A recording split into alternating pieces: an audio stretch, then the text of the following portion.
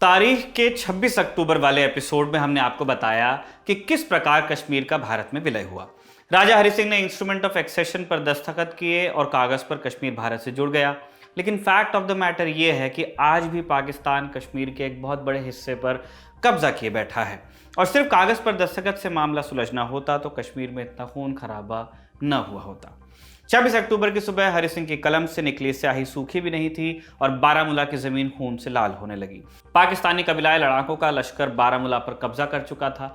उसी सुबह महाराजा हरि सिंह श्रीनगर से जम्मू के लिए निकल गए। नेहरू ने साफ किया था कि अगर कश्मीर के लोगों का मत नहीं होगा तो विलय का कोई मतलब नहीं। शेख अब्दुल्ला बारामूला के हालात से वाकिफ थे। उन्होंने जल्दी में नेशनल कॉन्फ्रेंस की तरफ से एक नोट लिखा और नेहरू को भिजवाया। 26 सितंबर की रात तक जितनी राजनीति और कूटनीति होनी थी हो चुकी थी। आगे का काम था सेना का। वैसे तो 1947-48 के युद्ध को एक लाइन में बताया जाता है, भारत की सेना पहुंची, जंग हुई और युद्ध विराम हो गया। लेकिन सेना के जज्बे और कौशल का परिचय सिर्फ इस फुटनोट में निपटाया नहीं जा सकता। लगभग 14 महीने चला ये युद्ध इतने उतार चढ़ाव से गुजरा कि जरा कुछ यहाँ हुआ होता तो पूरा कश्मीर पाकिस्तान के कब्जे में जा सकता था। क्या हुआ था 1947-48 की जंग में जमीन पर? आइए जानते हैं। नमस्कार, मेरा नाम है निखिल और आप देख रहे हैं तारीख, जिसमें हम सुनाते हैं उस तारीख से जुड़ी भारत की ऐतिहासिक कहानियां।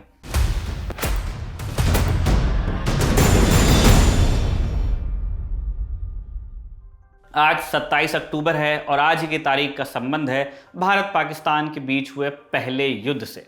अक्टूबर की एक सुबह 9:30 बजे श्रीनगर के रंगरेट हवाई अड्डे पर कुछ लोग आसमान की ओर नजर किए हुए हैं। उम्मीद की लौ बुझने को है, लेकिन तभी एक डकोटा विमान की आवाज सुनाई देती है। जमीन पर खड़े लोगों की सांस में कुछ सांस आती है। ये भारतीय वायुसेना का विमान है।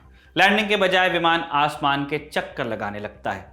नीचे खड़े लोगों को थोड़ा अचरज होता है कि विमान लैंड क्यों नहीं कर रहा। डकोटा का पायलट कमांडिंग ऑफिसर से लैंडिंग की इजाजत मांगता है। कमांडिंग ऑफिसर को पीएम ऑफिस का निर्देश साफ साफ याद है, अगर श्रीनगर हवाई अड्डे पर दुश्मन का कब्जा हो गया हो तो लैंड नहीं करना है। कमांडिंग ऑफिसर लेफ्टिनेंट कर्नल दीवान रंजीत राय थे। वो पायलट से एक और बार रेकी करने को कहते हैं। मैदान साफ देखकर प्लेन लैंड कर दिया जाता है और एक सिख बटालियन की सी कंपनी के 17 सैनिक जमीन पर उतर जाते हैं। और इस तरह आज के दिन यानी 27 अक्टूबर 1947 को भारतीय सैनिक पहली बार कश्मीर में कदम रखते हैं। लेफ्टिनेंट कर्नल राय को ब्रीफ मिली थी कि वहां उनका सामना सिर्फ कुछ छापेमारों से होने वाला है, लेकिन लोकल लोगों से बात करने के बाद उन्हें मालूम चला कि श्रीनगर शहर की तरफ एक पूरी सेना बढ़ रही थी। जम्मू कश्मीर स्टेट फोर्स के पास सिर्फ 4 ब्रिगेड थी और उनके जिम्मे पूरे कश्मीर की सुरक्षा का जिम्मा था। स्टेट फोर्स आर्म्स और एम्यूनिशन के लिए रावलपिंडी पर निर्भर थे और इनका एकमात्र वायरलेस लिंक भी रावलपिंडी से ही जुड़ा था। भारतीय सेना जब तक पहुंची तब तक स्टेट फोर्स की हालत खस्ता हो चुकी थी। पाकिस्तान कश्मीर की तैयारी में चूंकि अगस्त से ही लगा हुआ था, इसीलिए दबाव बनाने के लिए उन्होंने कश्मीर और पाकिस्तान को जोड़ने वाली एकमात्र रेल लाइन को समय रहते रोक दिया। पाकिस्तान की फौज ने कश्मीर के ट्रक अपने कब्जे में भी ले लिए थे और राशन और पेट्रोल जैसी जरूरी चीजों पर रोक लगा दी थी। प्लान था कि आम जनता इससे हरि सिंह के साथ बगावत कर देगी। कुछ हद तक ये प्लान सफल हुआ भी, लेकिन कश्मीर अभी भी पाकिस्तान के कब्जे से दूर था। पाकिस्तानी सेना की मदद से 20 अक्टूबर के दिन नॉर्दर्न ट्राइबल फोर्सेस के एबटाबाद मुजफ्फराबाद लाइन से मूवमेंट शुरू होता है। साथ ही एक छोटी टुकड़ी कोहला मुजफ्फराबाद के रास्ते आगे बढ़ती है। 21 अक्टूबर के दिन उन्होंने नीलम नदी के एक महत्वपूर्ण पुल को अपने कब्जे में कर लिया ताकि कम से कम एक पोजीशन मजबूत हो। इस इलाके की सुरक्षा की जिम्मेदारी थी 4 जम्मू कश्मीर स्टेट इन्फेंट्री पर। लड़ने के बजाय ये लोग ट्राइबल फोर्सेस के साथ हो लिए और कश्मीर में पाकिस्तान को पहली फुटिंग मिली। ट्राइबल फोर्सेस 22 अक्टूबर को बारामूला पहुंची। लोकल रेजिस्टेंस से निपटने के बाद इन्होंने लूटपाट मचाई। पूरे शहर में आग लगा दी गई। साथ ही औरतों और बच्चों को किडनैप करके पाकिस्तान भेज दिया। यहां से श्रीनगर सिर्फ 56 किलोमीटर दूर था, एक दिन से भी कम की दूरी पर। लेकिन एक दिलेर आदमी की कोशिश के चलते श्रीनगर बच गया। हुआ यूं कि बारामूला में ट्राइबल फोर्सेस में नेशनल कॉन्फ्रेंस के एक मेंबर से श्रीनगर का रास्ता पूछा गया। इस मेंबर का नाम था मकबूल शेरवानी। शेरवानी उन्हें श्रीनगर की बजाय एक दूसरे ही रास्ते पर ले गए और 2 दिन तक घुमाते रहे। 35 किलोमीटर दूर संभल में पाकिस्तानी ट्राइबल फोर्सेस को इसका एहसास हुआ तो वो शेरवानी को वापस बारामूला लाए और 14 गोलियां मारकर उन्हें एक खंबे से लटका दिया। शेरवानी वीरगति को प्राप्त हुए और ऐसा इसीलिए किया गया ताकि लोकल जनता में पाकिस्तान की दहशत बनी रहे। 28 अक्टूबर को ये लोग श्रीनगर की ओर बढ़े, लेकिन तब तक श्रीनगर में एक सिख बटालियन की 3 कंपनियां आ चुकी थी। फौज पहुंची तो उसने सबसे पहले श्रीनगर शहर में एक फ्लैग मार्च किया। फ्लैग मार्च आपने देखा होगा, सैनिक टुकड़ियां अपना झंडा लेकर के या फिर एक लाल झंडा लेकर के एक मार्च करती हैं। झंडा नहीं भी हो सकता है, लेकिन वो कदम ताल करके बताते हैं, उस इलाके से चल के बताते हैं कि उस इलाके पर नियंत्रण उनका है। ऐसा इसलिए किया गया ताकि जनता को भरोसा दिलाया जा सके कि सेना उनके साथ है।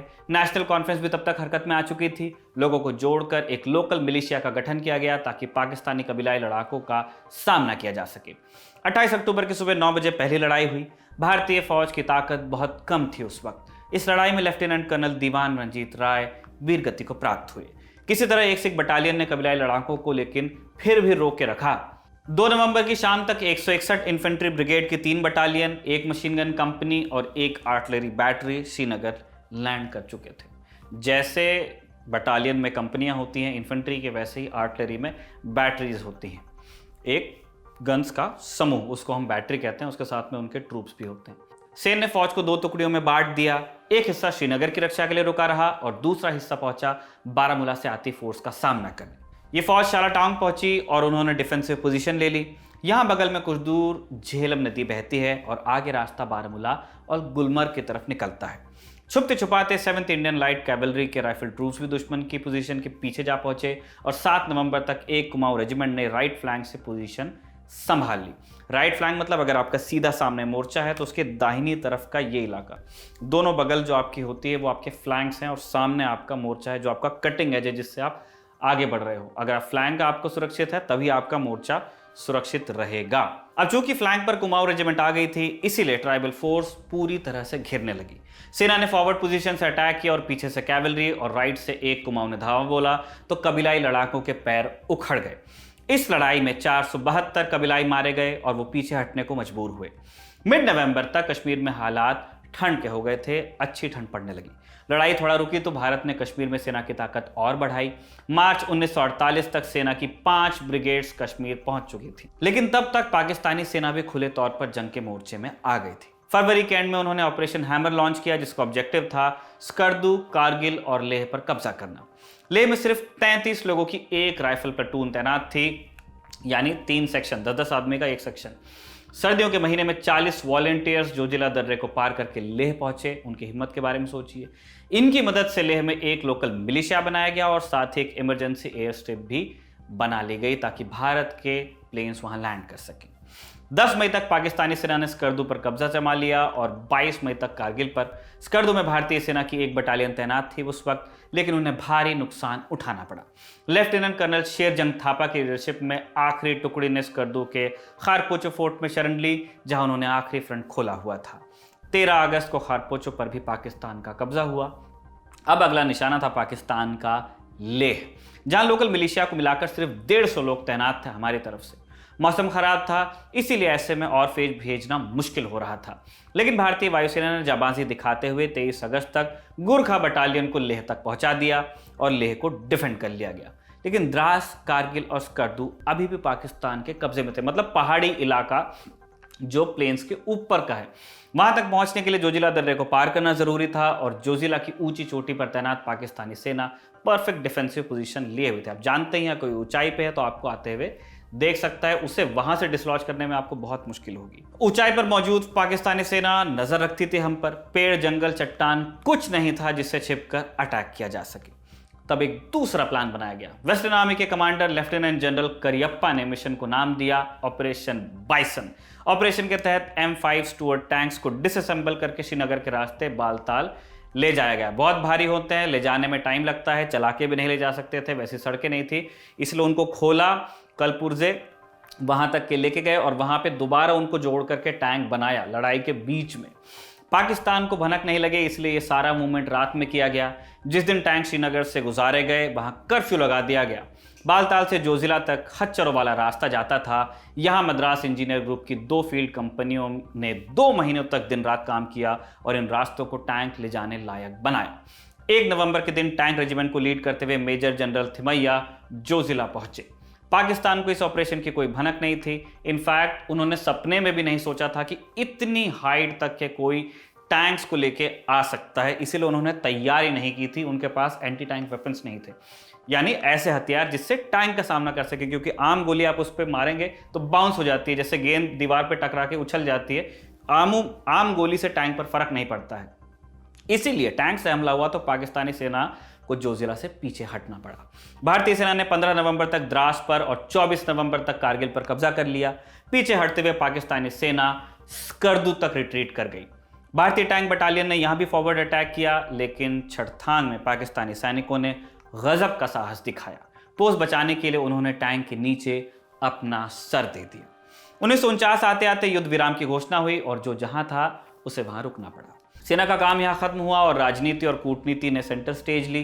5 जनवरी 1949 को पास हुए यूएन रेजोल्यूशन में तय हुआ कि पाकिस्तान अपनी सेना पीछे हटाएगा, भारत एक मिनिमल फोर्स कश्मीर में तैनात रखेगा लॉ एंड ऑर्डर के लिए, और फिर कश्मीर की जनता यह तय करेगी कि कश्मीर का भविष्य क्या होगा, और इसके लिए करवाया जाएगा एक जनमत संग्रह। खैर, इसमें से कुछ भी नहीं हो पाया, सब बीती बातें हैं। ना पाकिस्तान ने कभी सीना पीछे हटाई और ना ही इस मसले पर कभी बात आगे बढ़ पाई। आज के एपिसोड से हमारा मकसद सिर्फ इतना था कि आओ जरा याद करें उन्हें जो लौट के घर नहीं आए। इस युद्ध में भारत के 1104 जवान वीरगति को प्राप्त हुए और 3154 घायल हुए। पाकिस्तानी सेना के भी 600 जवान मारे गए।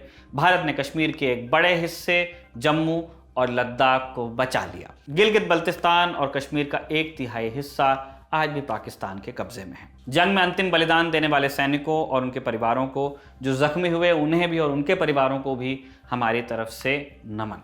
तारीख का शानदार एपिसोड लिखा था हमारे साथी कमल ने और कैमरे पर इसे रिकॉर्ड किया था हमारे दोस्त राशिद ने। देखते रहिए दी ललन टॉप।